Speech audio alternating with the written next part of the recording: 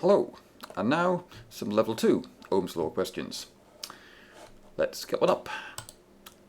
Okay, well here the trick is to note that the voltage source is the other way up.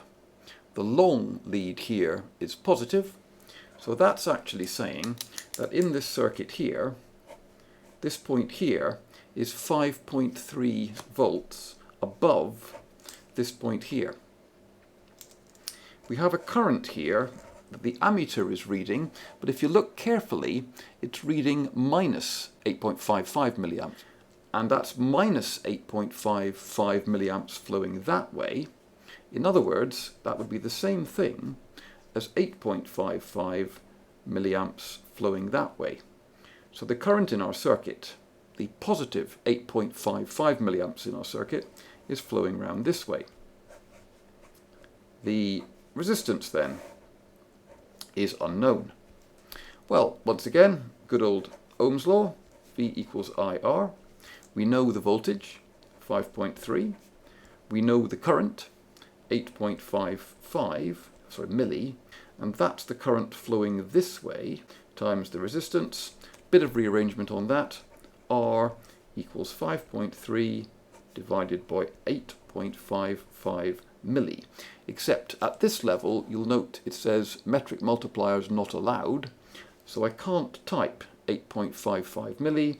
I'd have to type something like 8.55 e to the minus 3, which is a shorthand way of writing times 10 to the minus 3. We could therefore get 5.3 divided by 8.55 e to the minus 3. Fine. Next.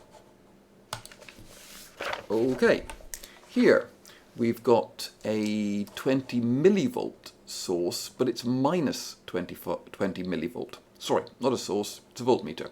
It's reading minus 20 millivolts, which means that this point here is 20 millivolts above this point here. And we have a resistor here of 20 ohms, so we know that the voltage across this resistor from here to here, where this is the higher voltage, is 20 millivolts.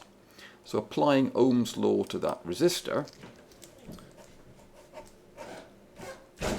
we know it's a 20 ohm resistor. We know the voltage from here to here is 20 millivolts, where this is the high voltage and this is the low voltage. And the current flowing through it, well, that would be the same current as comes from this current source. No current can flow through a voltmeter, so the current from the current source must flow down through here. But we can apply Ohm's law to this resistor and just say V equals IR. We know V, 20 millivolts. We know R, 20. We don't know I. But quick rearrangement of that, I equals 20 milli divided by 20. I can actually do this one in my head, because the 20s cancel, that just leaves the milli, and the milli is 1 over 1,000.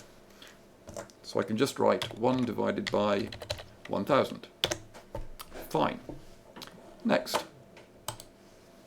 Right, here we've got a voltage source and we know the current, but we don't know the resistance.